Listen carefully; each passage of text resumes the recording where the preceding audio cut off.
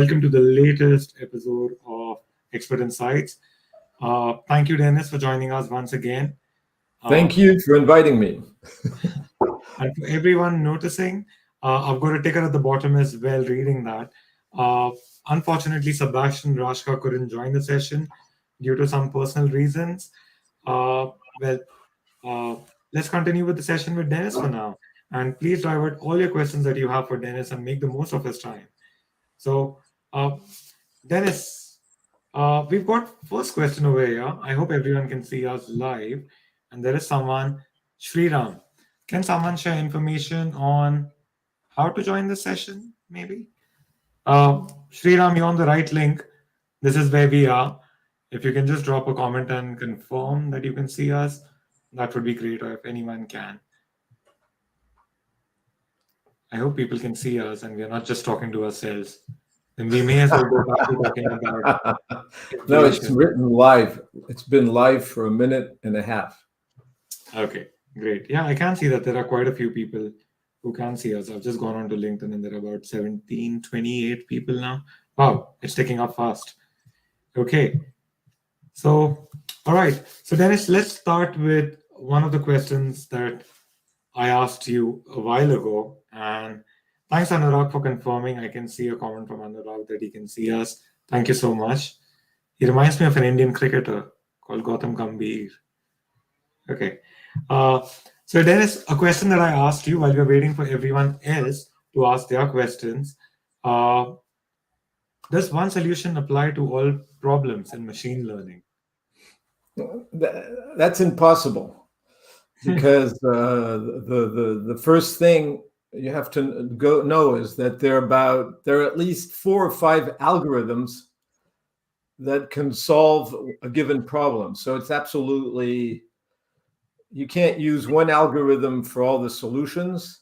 Yeah. And you can't use several algorithms. You're going to have to test them. And let's take a precise example. Let's say you're doing natural language processing. Okay, so I'll give an example with my book and I'll give an example with Sebastian's book so that, that way you get both views. Suppose you want to do natural language processing. Let's say you take one algorithm and you want to say, I want to do everything with it. Well, it won't work. So let's say you take OpenAI GPT-3, which is one of the most powerful ones. And you say, I can do that. Well, you can't, because in fact, OpenAI has several models. GPT-3 is a name, but OpenAI has several engines. They have the Da Vinci, they have Ada, they have Babbitt. There's several engines. So which one are you going to use? So even OpenAI says you're going to have to choose your engine looking at the problem. So that's not possible. So you can't find just one. You can find one family. Now, if I take Sebastian's book on machine learning with PyTorch and Sci-kit Learn, because his book is as important as transformers, you need the whole package. So let's say you want to do clustering. There are many ways to do clustering. You can do clustering with k-means clustering. You can do pseudo clustering with nearest neighbors, but you're not going to be able to use k-means clustering for everything you want to do. You might have to go into neural networks. You might have to use other algorithms, Markov decision process. So there's no such thing as having one program for all your solutions. One program can do several things, but it'll never do everything. Right. And I can see that a lot of people have started joining us. Sriram, thanks for confirming that you can hear us. Yep, there is another person. And then see you. Thank you so much. Hello all. Hello back at you. And hello, Kisale. So welcome, everyone. Please keep on posting your queries in the comment section. And also, as the ticker says at the bottom, we will be conducting a couple of giveaways for Dennis's book. So please comment with #packed, and we'll do a draw later on. There's a compliment for you, Dennis. Dennis Rothman is a cool man. The way it's built, his idea is awesome. Okay, thanks, Kasile. Well, thank you. So I could add something to what we were just talking about that I've been thinking a lot, and I posted on Discord just before this. I want to share a very important thought. We brought up half of the problem. We say one algorithm can one algorithm solve many problems, many solutions. The problem is, can you find an algorithm for a solution? That's the first one. The example I gave on Discord a few minutes ago is you go to a shop and you buy all the colors you want, all the paint, you buy all the brushes, you buy the canvases, you go home, you put your canvas there, you have Sebastian's book for all the machine learning, you have what are you going to do?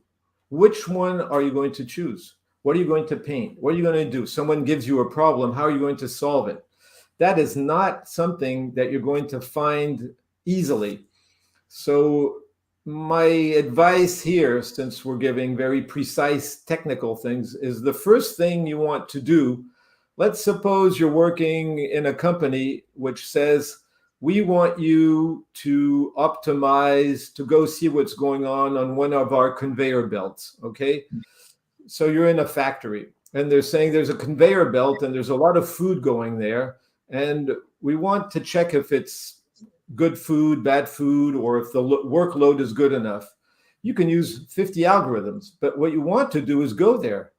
You want to first say, I want to see that conveyor belt. I want to understand the problem.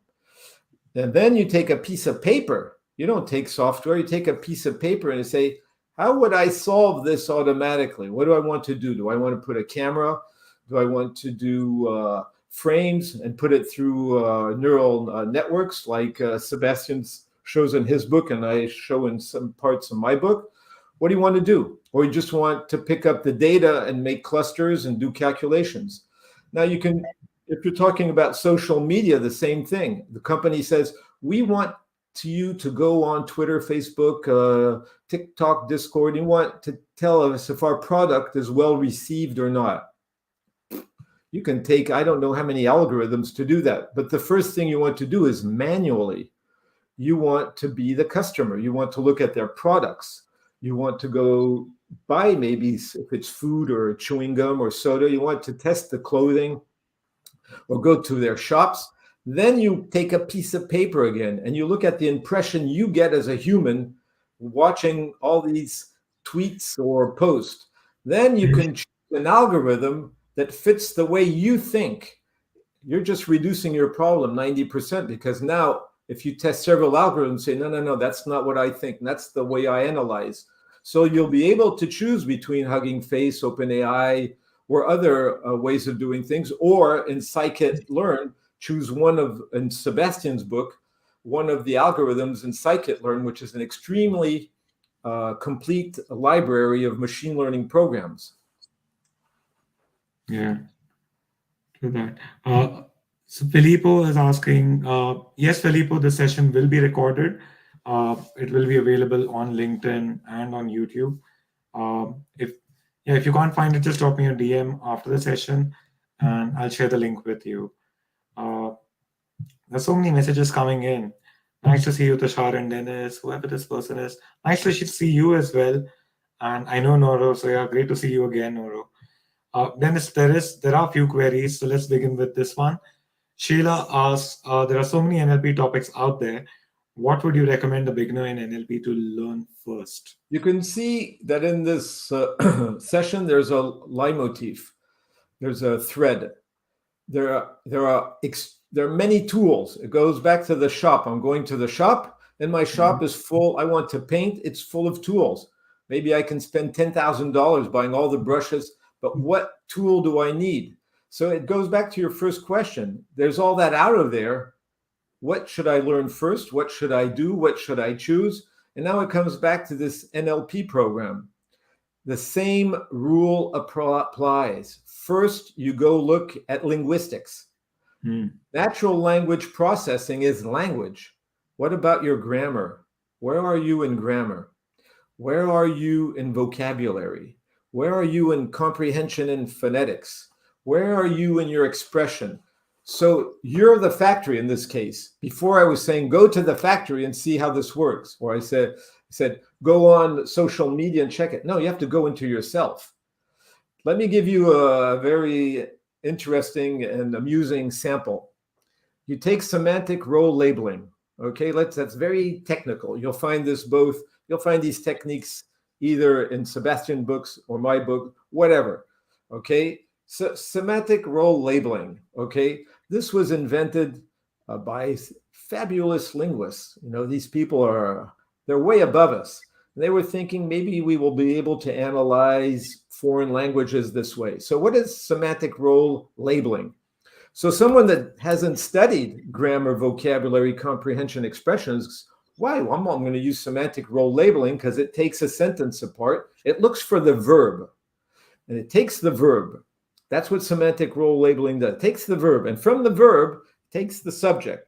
Then it finds the agents. Then it has all this vocabulary to split a sentence into pieces with semantic role labeling. So someone might tell you, the best way to start is go to semantic role labeling. And you say, oh yeah, I'll do that. Problem is, it only works one time, 50% of the time. You have a chance out of two. Let's say I'm talking to Tushar. I say, Tushar, is the weather nice today where you are? Yeah, cool. Where's the verb? Where's the verb? Or Tushar says, how are you today? Fine. No verb. Hey, no verb, no semantic role labeling. You'll get a null result. If you put a sentence in with no verb, it'll just give you a null answer. So now you just purchased a tool. You spend 2 days understanding it, and it can't process 50%. And if you're on social media, probably maybe 90%. Okay, because are you cool to? Yeah, no, cool, super, nah. So it won't work. So natural language processing, I would start with the most basic part is studying traditional linguistics in a book, and then maybe go to a website and play around with the tools you see, like an OpenAI or Hugging Face, or even in Scikit-learn, you have things that analyze. So just play around with different ways of analyzing languages and be very critical. Okay, be very critical of what you're looking at. So natural language processing starts with knowledge of language, and then testing different tools for what you want. It goes back to what I said. What do you want to do? Where do you want to start with?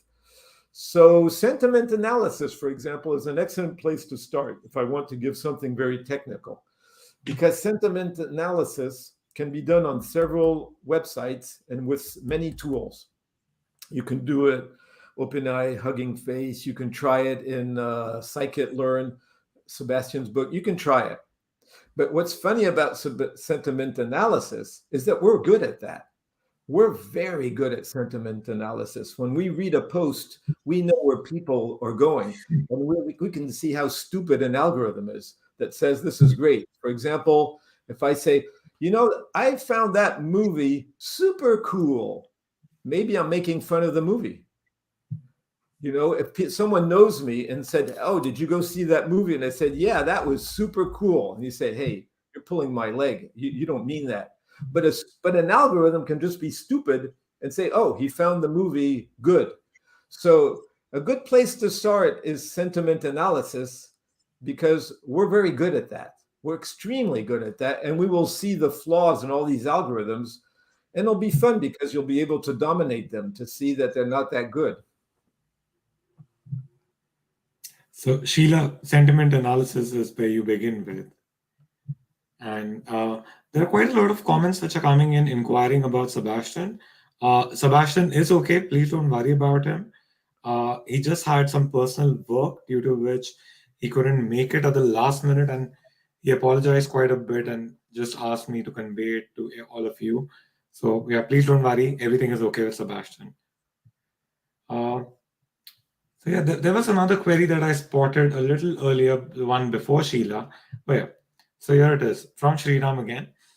Just a follow-up question, since you mentioned clustering earlier. What are the industry best practices to perform mixed data type clustering and their trade-offs? Okay, so let's go from let's go back to Sebastian's book, because it's not because he's not there that we authors don't know what's going on in the other books. The first thing he talks about in his book is data. The first thing he says, because you mentioned data, first you have to look at your data. Okay, so what are the industry best practices to perform mixed data type clustering? I would say I would say k-means clustering because it's not labeled. You can do anything you want with it. It doesn't really care what you're doing. Now, there are some tricks of the trade here. Okay, now let's not be too complicated, but I'll have to admit something. First of all, I don't think there's a single algorithm that can do everything you want for a solution. I believe in pipelines.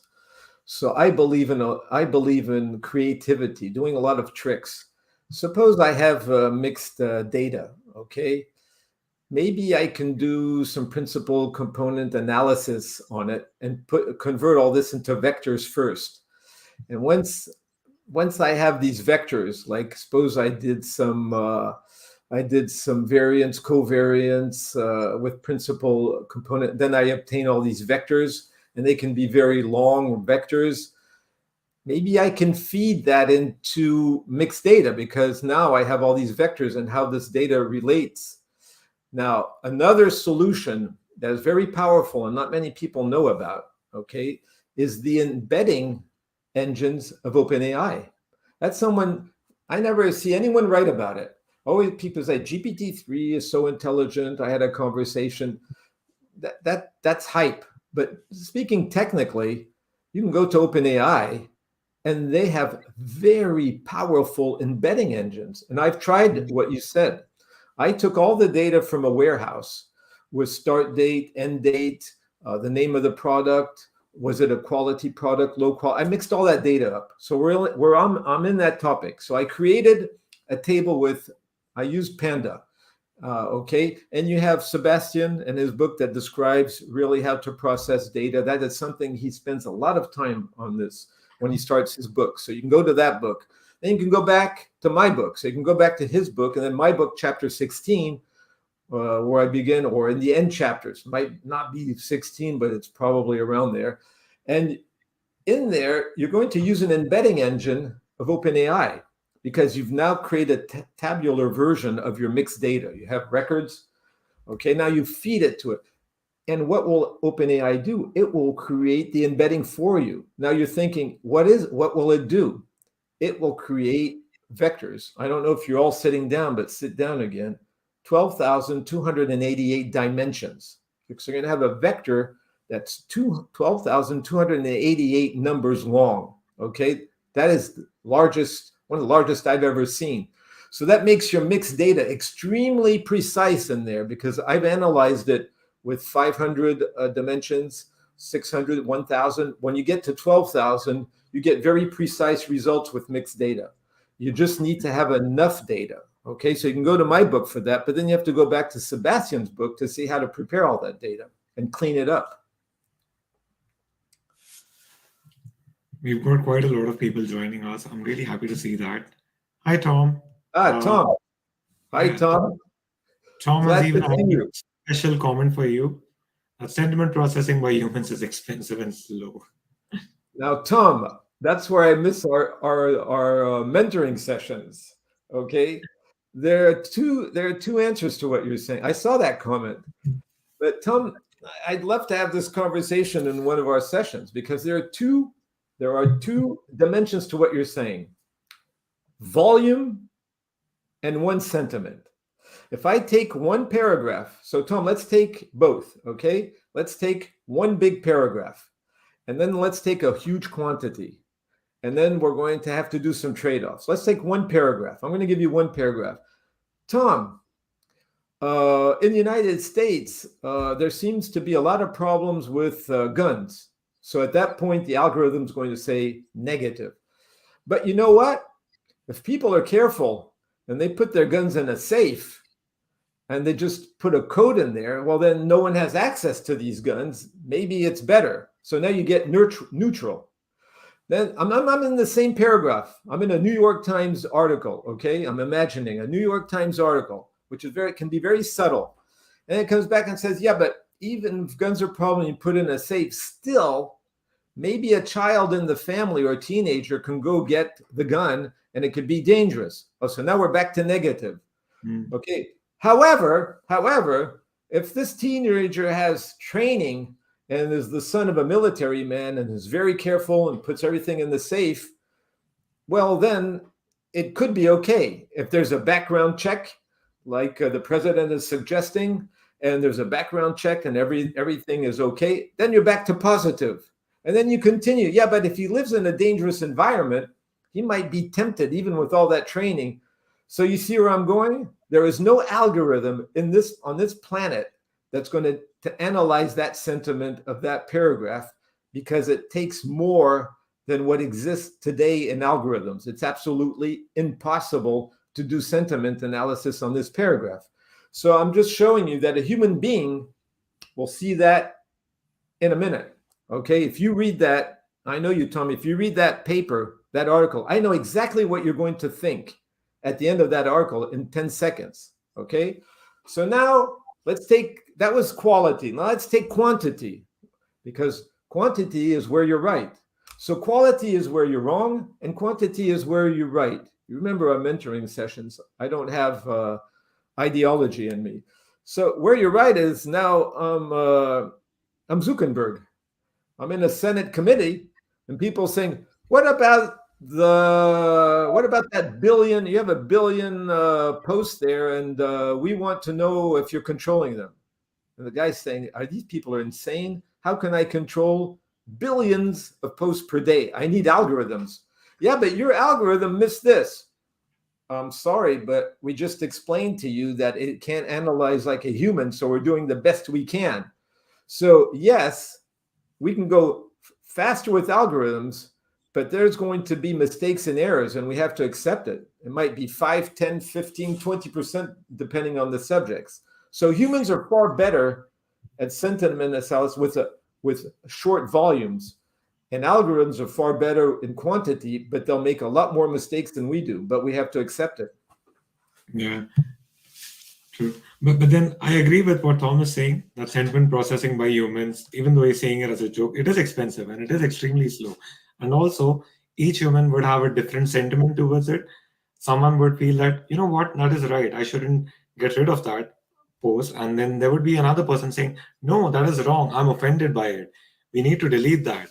And that's the reason why there are algorithms in place to take over things faster and then have neutral opinions.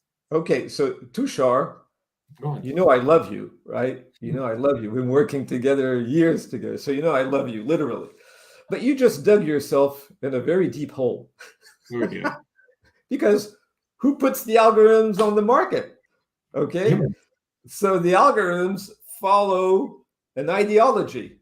In the United States, you have people banned from social media. Okay, so that stops it right there.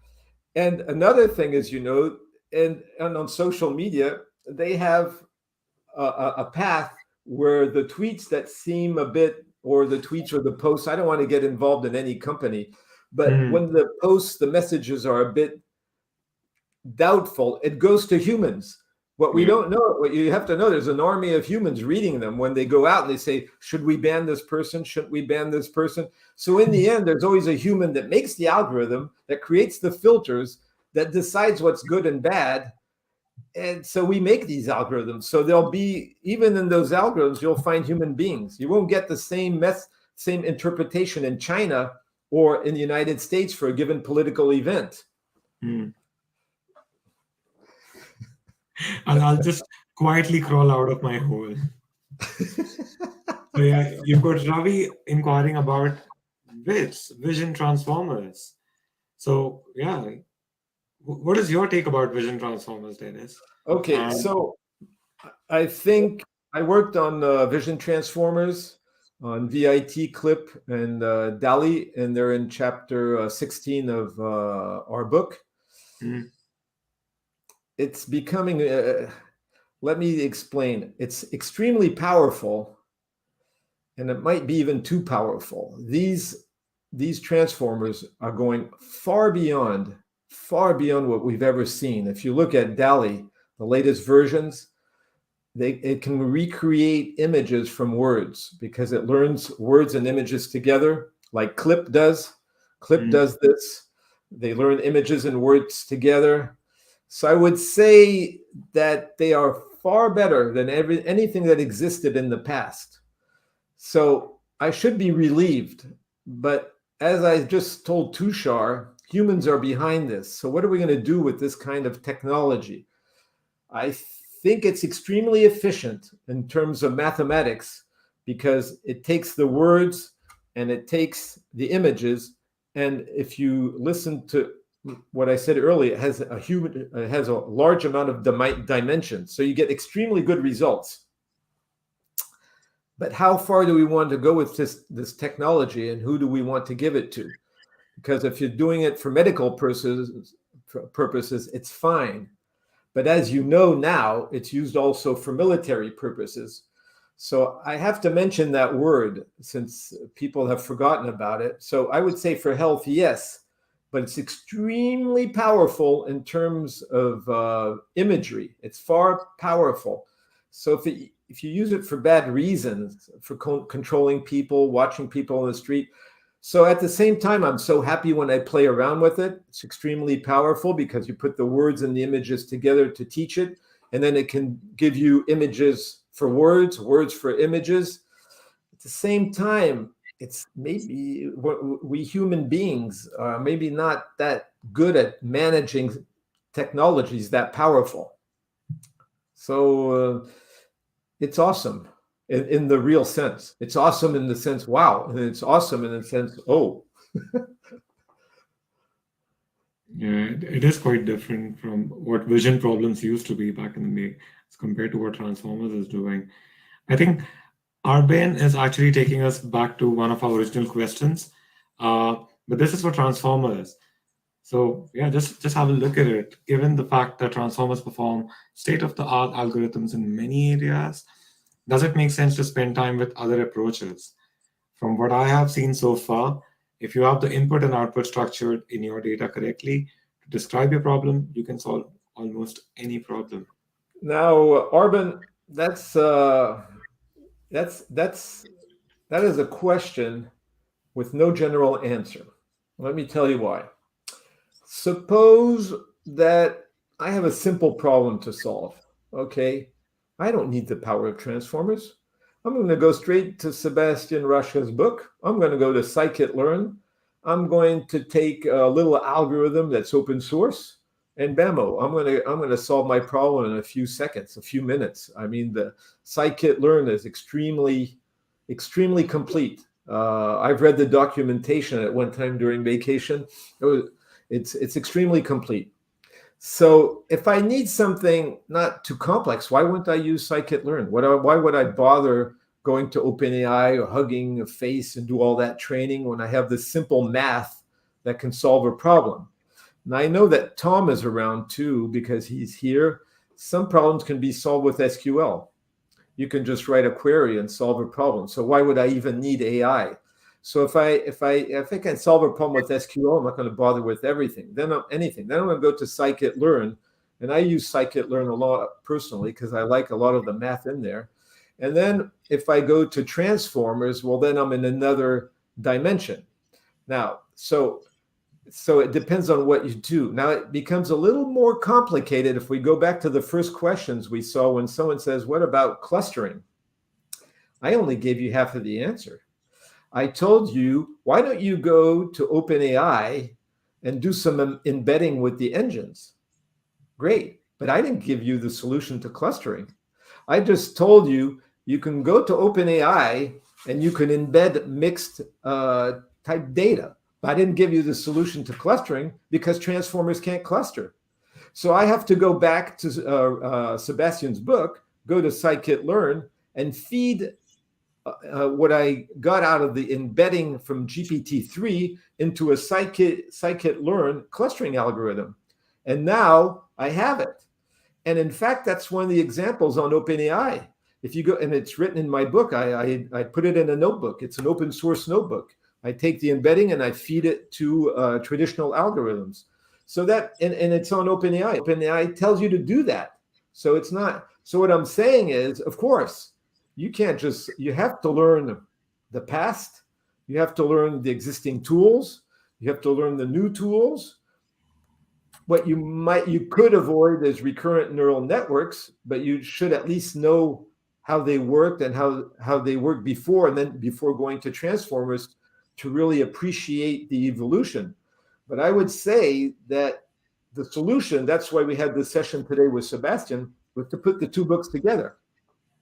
Because with the two books together, you have a vision on machine learning and then on deep learning. And there's some deep learning in Sebastian's book too, but you have to put the two together and you get the whole picture. So you have a fantastic toolbox. Because remember, I said I like pipelines. So I like to spend my time sending algorithms from one model to another and see what happens. Yeah, true. Dennis, I think we are at the halfway mark. So let us conduct one giveaway.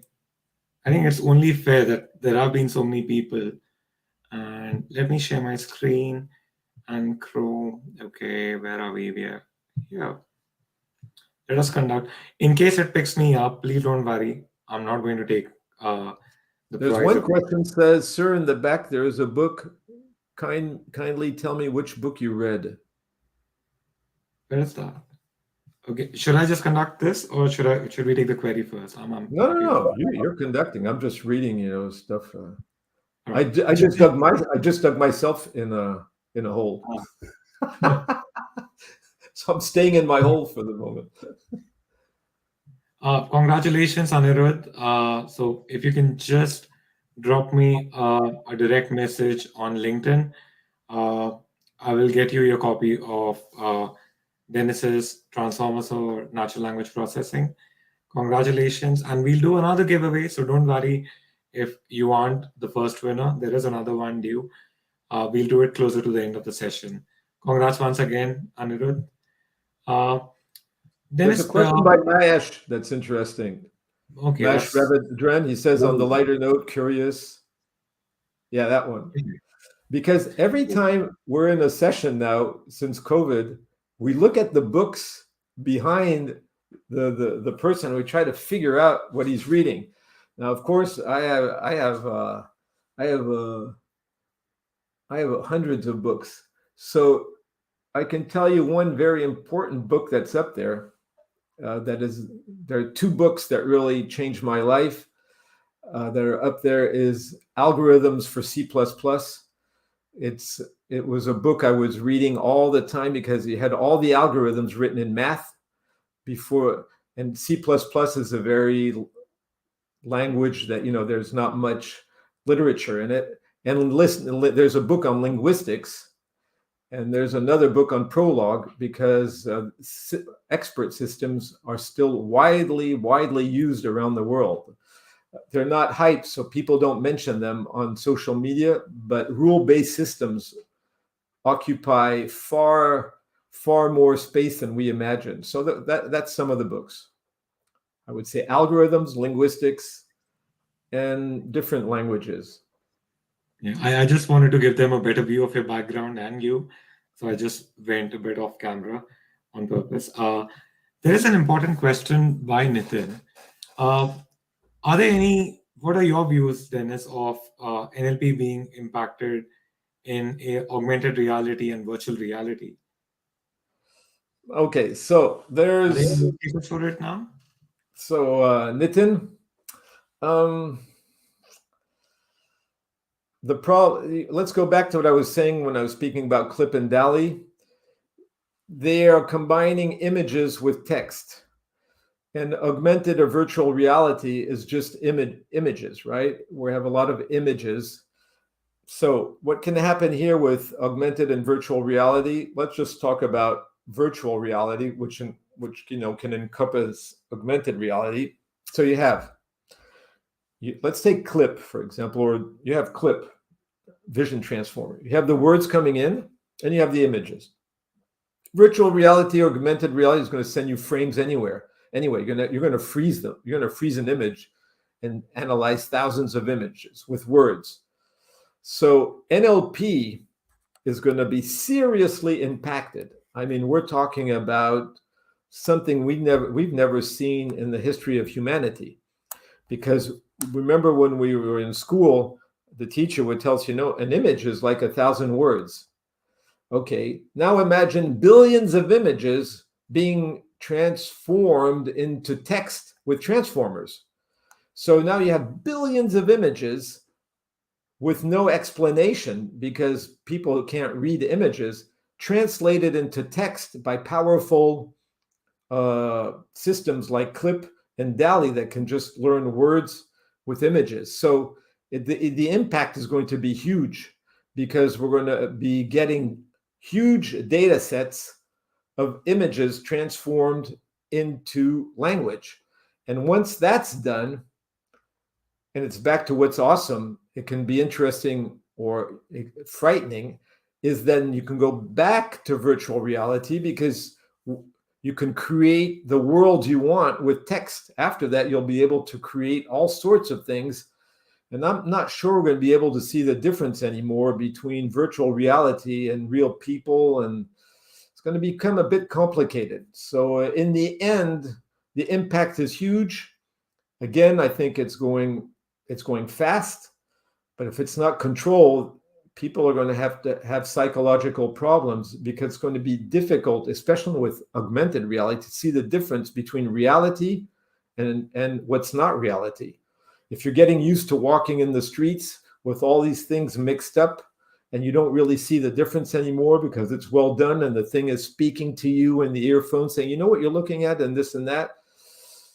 You have to think about freedom of thinking. There's a lot of things going on. I think it should be used, as I said before, in an educational framework, like at school. That would be an excellent thing, to teach this at school, so that the children get critical thinking and they say, I understand. Or in healthcare or in good places. Just imagine what you can do if you want to manipulate opinion, political opinions or military opinions, with that kind of technology. So the impact will be huge. Great. There is another one, and I think we're going to go with this. How to take care of model in production and misleading results. Additionally, retraining to fix the problem for the future version. Any industry standard way. Yeah, so there's a lot of, so let's take my pipeline. Now you've been listening to me, so you know how I work. First, I'm going to take a pipeline. So the first thing I'm going to do is what Sebastian recommends in his book, because I told you, even if he's not there, I'm there for him. So you look at your data. So you're going to first have to look at your data, and you're going to have to filter it. You're going to have to write traditional algorithms, maybe SQL scripts, anything you want, any language. But you're going to have to make sure that that data is reliable in an industrial environment. That is your first step. If that data has to be 100% reliable for the model, but it doesn't have to be 100% reliable in the entry point of the pipeline. So that means at the entry point of your pipeline, you have to filter bad data out of the system. Okay, I can give you a precise example. I deployed supply chain scheduling programs around the world. And the traditional mistake people make is they make a mistake typing dates and times. They'll say, how long does this operation last for loading the truck? Instead of typing, they don't see, instead of choosing 2 hours, they're just talking to someone. They might choose 40 hours or 20 hours. So I wrote algorithms at the entry point saying what is reasonable. So that means you have rule-based systems that are controlling the entry point of your data. Rule-based systems, traditional. They're saying that's not logical. I'm kicking the data out. It goes to the main user, the key user, and it's saying, hey, something's wrong in your data, but I'm not sending it to the model. So now it gets to the point, the entry point of the model. The model is going to say, I don't have enough data. I'm stopping right there. I don't have enough data. Okay. Now you say, you go into the model. Remember, who says you need training? You need training if you're using machine learning or you're using deep learning, but you don't need training for expert system or rule-based systems. And then who says you have the machine capacity to retrain? You can't. No one has access to GPT-3, so you can't retrain it. You can fine-tune it. So you should avoid that problem before getting there. What does that mean? That means that your model first has to be a prototype. First, it's a prototype. You don't put it into production. You tell the customer, no, I'm not putting that into production. We're going to use it as a prototype until we're all clear on what's going on in there. Okay. Once you've done that, you don't put it all over an industry. You just take a small part of it during your training process, not 10 years later. Okay. And then you check and you fine tune at that point. And then you increase the territory of the algorithm while you're training, maybe on limited results or whatever you want. And then once it's trained, it should be reliable, maybe I would say 95%. You're not going to have the money to retrain it if you're talking about a transformer, you don't have supercomputers to do that. It's going to cost you too much money. And even if you're using other solutions that rent AWS to you, it's going to be expensive. So now you have 5 or 10% of results coming out. What does that mean? That means at the other side of the pipeline, you have another rule-based system. And that rule-based system was created with experts, subject matter experts, that filter the bad results out automatically and put them also on a list. So now the subject matter expert says, hey, that data is going to that result. I'm going to change the data, or I'm going to change the filters early in. Then what you can do is, for the limited number of results that are not good, right? Use a traditional algorithm. I don't know, write something in C++ or in PHP or whatever to deal with it, because there is no model that is going to give you 100% good results. It doesn't even exist. Okay, it won't ever exist, because it's supposed that we live in a perfect world. We don't live in a perfect world. So what you're going to have to do is write some traditional software that will correct it. And in the end, you're going to be modest. Since you have these rule-based filtering the outputs, you're going to give the problem to a human user and say, here's the list of what you have to do because this algorithm doesn't cover it. Now you have a beautiful pipeline that can last a very long time. I have an algorithm that's been running since 1997, and it's still running today because I put this very, very restrained and constrained pipeline into service. So, Kamlesh, I hope you answered your question. Thanks for that, Dennis. Dennis, before I take more queries, I just want to highlight something over here. I've added a comment. So while we're planning for the next edition of Dennis's book, please fill up this form to be a part of the early access. We would like to invite as many people as possible. It's a very simple link. It's pact.link/feedback. And when you open that, you will see a form. And yeah, just fill it up with your thoughts about Dennis's book. And we will invite anyone and everyone who's filled out the form to be a part of the early access. We want everyone to participate in that. And you'll get free access to all the chapters. And you'll get a chance to closely work with Dennis and our team. I hope that's something to like. There was another question by Sriram, and it's about the assumptions of linear regression being violated and relaxed for the sake of simplicity and explainability. Sometimes the baseline model might be the only acceptable model from a business standpoint. So linear regression is part of Sebastian's book. And there's an expert here, Tom is around. He's pretty good at linear regression. So linear regression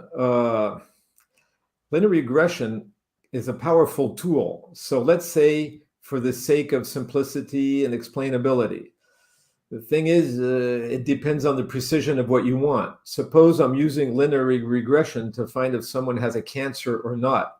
I'm not going to be relaxed. I'm not going to be relaxed at all. So, because if I make a mistake and that is put into production, and someone says, "Well, you don't have cancer. We did all these tests on your health parameters, and it doesn't look like you're a patient at risk." So I'm not going to relax anything. Now, suppose you can relax. So that is the very strict example. Now, there's another example. Suppose I'm in an industry. Suppose I go back to production.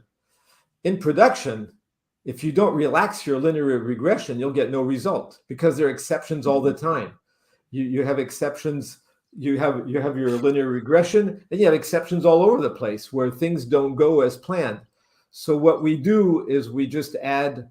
But what you have to do to make it scientific is what you call relaxed has to be a parameter. That means that you're going to have to tolerate that this data point can be around there. Let me give you a very precise example. Suppose I have a linear regression, a nice little one, and I have this cluster here. And I'm having problems with this cluster of data. Okay, so it's a problem because it doesn't really fit in my linear regression. I can't get it in there, but I know that I can't do anything better, and no one will do any better because that's the way life is in this factory. So sometimes all the apples are not exactly the same size if I'm in the fruit industry, or maybe the oranges have this little defect, or cherries. If I do it very strictly at a microscopic level, I'll never get it. Nothing will go out of that production line. So what you can do is take the data of that cluster and convert it, with your parameter into something a bit larger. That's where you're going to relax it because you control the parameter on the data. You're making your data get closer to it. You can put a centroid of a k-means clustering thing for your data and put it close to the centroid. You know that's what's in this little cluster will always behave the same way. So you can represent it maybe with one data point that is closer to the rest of the logic you want, but you have to do that with parameters. So if you control it scientifically with math, parameters, and other models, sure, no problem, but you have to be careful of what you're relaxing. That's all I want to say. I'm seeing so many comments that are coming in, and all of them are such massive queries.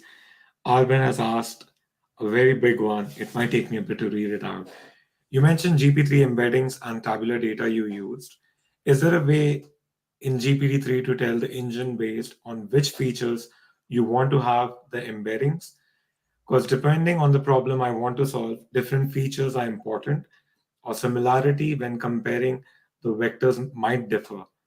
Similar based on what would be then the question. Not sure I expressed myself correctly. I hope Dennis. So Arben, I'll answer the question, and you tell me if I answered the question. And if I didn't answer the question, then I'm not sure I expressed myself correctly either. So for the moment, we're at the same level. Okay. Let me tell you what I did. Okay. I went to GPT-3 and there were about 4 engines that I found interesting. One with not many dimensions, like you have Ada, and then all the way to a lot of dimensions with Da Vinci. I took the data, the tabular data from my warehouse data, and the first thing I did is I put all the data in there. I put all the fields, okay, the features in there. I didn't like the results. I said, Dennis, you're stupid. Okay, you're trying to do embedding, but you're putting things that really have nothing to do with each other. And I'm trying to get specific types of answers out of the system. So what I did then, since I did it with pandas, I only fed the features I wanted. I didn't give them the rest. So you can filter them out. In fact, in your notebook, when you're working, you can say, no, I'm only embed this. So what you can do is just like a thinking process, or like if you're cooking a meal, you're saying, I'm going to put a little salt, I'm going to put a little pepper, I'm going to put a little spice, I'm going to put a little water. So what you do, that's why I did it in a trial and basis way until I found exactly what I wanted. Because I was looking at the relation between some products and their late arrivals at one point. So I would say, to take your question to part, you take the tabular data, and then I just load it in the notebook. But then after, I only feed the embeddings that I think are good in my philosophy. And then depending on what I want to get out of it, then you can do check boxes or whatever you want, like in Excel, and ask it to create what you want. So you have to be creative at that point. So did I express myself correctly, Arben? Are you okay on this? We'll wait for Arben's response. And while you're waiting, let's take up Raj's queries. What is your point of view on the quantization of transformer models? What is the feasibility of embedding them? What is the trade-off there, if at all? So it's a three-in-one question. Okay, so the quantization of transformer models. So Reg, to be sure, because I know you through our posts, are you speaking about, okay, so Arben is satisfied. So we both expressed ourselves correctly. So let's go back In to the end, the yeah. other question now. Flip it back, please. Yes, I'll just try and find it. There's so Reg, many. okay. So let me be sure I understand. Quantization of transform models mean they're going to produce something that is being like vectors, okay, in numbers in the embedding process. What is the feasibility of embedding them? So are you saying using them for embedding or embedding the model itself? So the only thing I see here, Reg, is using it for embedding. Is that what we're talking about? Using transformers for precise quantization, embedding? So while you give me your answer, maybe I can answer another question. Yeah. So my question is, are you talking about using transformers for embedding? Let's see. While you're waiting for him, we'll take another one. What do you think about DLib++ library? Well, these are good libraries. Okay, I've used them a lot. These are good libraries. I'm not going to criticize any library, any solution, any algorithm, any person, any author, any thought. So you know, we'll get something out of me. So what do I mean by that? There's a productivity to any tool, any product, any idea. So if I take a hammer, let's suppose DLib is a hammer. Okay, with the hammer, I can use it, for nails. I can hit things with nails. Maybe I can hit a piece of sheet metal, but I can't use it as a screwdriver. Okay, so the productivity of my hammer has a limit. That's the same for any library on the market. It can do things, and then it reaches a limit, and you have to choose another tool. So and while we're at it, I apply this to libraries. I apply this to ideas, to countries, to everything. There's always something true in what someone says, sometimes or uses. Sometimes it's small, sometimes it's big, but there's something to it, or it wouldn't exist. So Ross came back. Okay. So embedded devices.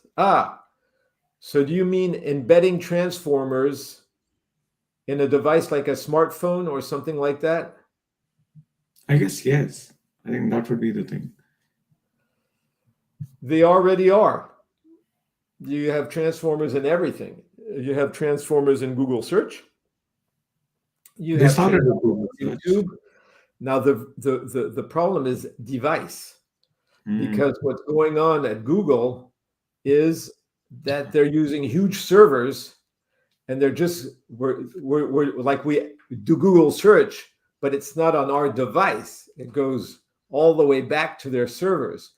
Now there are some exceptions probably in our cameras or stuff like that, but these are very small models, very tiny models. So you can't put a big model on a small device, though they don't take that much space. I don't, to answer you frankly, Raj, since we go back and forth on all the posts, I wouldn't put a big transformer on any device. I'd use a server and I'd go through an API. That's what I would do. I wouldn't even bother today. So you can do it. Yeah, so quantum computing is a fascinating subject. I dealt with that in Artificial Intelligence by Examples, second edition, chapter 19. So quantum computing cannot be used at all within within this whole session, because for a quantum computer to work, it has no memory. Remember that. A quantum computer has zero memory, nothing, which means that you have to prepare everything before, then you send it to the quantum computer. Like IBM has a nice quantum computer. I've used their physical one. And then after that, since it has no memory, you have to interpret it again and figure it out. So I wouldn't manage the states of anything with a transformer with quantum computing. Quantum computing will be used, I think, first by Google, Facebook. I would say Google will use it first, then Microsoft. They'll use quantum computing for certain parts of the calculations they want to do, but we won't have access to it. So I wouldn't use quantum computing to manage the states at this point. Perfect. Let's take one last question, Dennis. I'm mindful of the time and also that you are quite busy. So there is one last interesting question by Mohammed. Mahmood asks, is tracking possible with transformers? For example, a patient with two text documents applying different transformers on each document and then combine them to improve classification. Mahmood, not only do I think it's possible, I think we shouldn't even think of avoiding this, because I do not trust artificial intelligence in healthcare. So it's too dangerous. So Mahmood, not only would I use 2, I might use 5. I might use Sci-kit learning. I'd use at least. I'm so terrified by giving a bad answer that I would use, and I put a pipeline in there with at least 5 algorithms. Okay, I'm saying 5, I could say 3, but I certainly wouldn't trust 1. I think you should say, we can transform your sentence into, it is necessary to use several models when you're talking about patients to be sure that they reach the same result, because if they don't, I'm worried. So Mahmood, yes, absolutely. And you can also combine them. You can also combine them, but you don't trust any of them until you check everything in there. Yeah. In this case, this is healthcare, but Dennis, as it is, does not trust AI, and he has a lot of dip checks. And you can see that in his book, Explainable AI, the book on XAI, the number of models that he has, all black box models. Well, while we are thanking everyone, there is one last one. Let's take this one. Any comments suggesting ideas regarding interpreting NLP results? We were talking about XAI. Yes. So all you have to do is go to our book on Explainable AI. That's a book that is available too. It came after Artificial Intelligence by Example, of course. In that book, I described, like, you can use SHAP, you can use Lime, you can use several algorithms. I even in the chapter 12, I created a rule base. I showed a traditional rule-based system. In the first chapter, I did a pipeline. It was for a doctor. There are several ways. Yes, absolutely. It needs to be interpreted with Explainable AI. Absolutely. Then it's definitely one last question, because it's a follow-up from what Mahmood asked. Any resource on how to combine transformer models? Yeah, so Mahmood, you can do it on a traditional server. Like I've done it. I'll tell you what, I think you have that in several of my notebooks. Since I don't trust anything, I have a scientific approach. Is in the same notebook. You can do it with simple sentiment analysis. I ran one with Alan and NLP. Then you can run it with several Hugging Face models. Then you can go to OpenAI, and then you can look at sentiment analysis, and then you can weep, because you will see that no one, in a complex paragraph, no one gives you the right example. So physically, what you do is you put it on a server. You have a data set. Let's say it's a hub, and you have your models hitting the system, and then you get the outputs of the system, and then you can use a parameter. You can use linear regression. We were talking about it. Do these answers converge? Do the results converge? You want to analyze how well they converge. So you can even use typical vector spaces to say, well, that's funny. One says yes, the other one says no. Oh, the other one says yes, but almost yes, not quite yes. Or someone gives you a probability of 0.8, the other 0.7, the other 0.9. That's pretty good. But if one gives you a probability of 0.2 and the other 0.9, you have a problem there. So just run the different models on the same data set and then take the results and put them through something that'll analyze them in a vector space to see how well they fit together and how close they are to each other. And if they're too far from each other, you have a problem. You can do that with principal component analysis. You can do it with a lot of resources that are in Sebastian's book. Yeah. Dennis, I'm actually having a look at the GitHub of the book, and I would like to show that. And so you can see all the examples here live on GitHub. So the question that Nitin asked, interpreting black box transformer models, is chapter 14. And if you go on GitHub of the book, it's a public repository. So if you go there, you will see it over here. It's directly here, interpreting black box transformer models. You can open it in Colab, Kaggle, Gradient, Studio Lab. You can run the code live. You don't even have to worry about not having a supercomputer. They run on these servers. And Dennis, where was the other one combining it?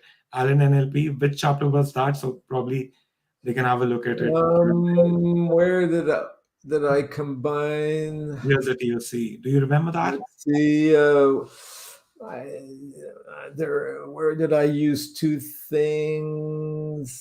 What is chapter 8? If you go, well, just to show how I did it with two things, you're going to have to look for it because fake news. If you take the fake news chapter, I use several approaches to figure out what's fake news and not. Yeah. You might find it in sentiment analysis. No, go to fake news. You'll see that I use several algorithms and I don't trust any of them. Yeah, I've opened it over here. And so, also, Mahmoud, I'm on LinkedIn, so you can ask me questions on LinkedIn if you want. You can have a look at the entire code repository directly over here. We've kept it open for the community, so it's not that we want to keep anything hidden. So yeah, you can have a look. Everything is here. You have this.